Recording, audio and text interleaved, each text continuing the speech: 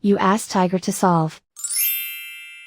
This deals with linear equations with one unknown. The final result is x equals 40. Let's solve it step by step. Swap sides. Isolate the x. Multiply both sides by 360. Group like terms.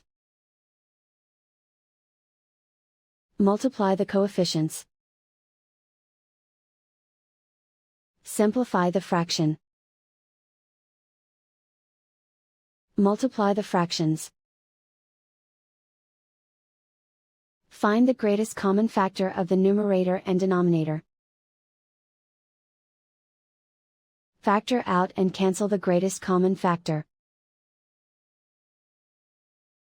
And so the final result is x equals 40.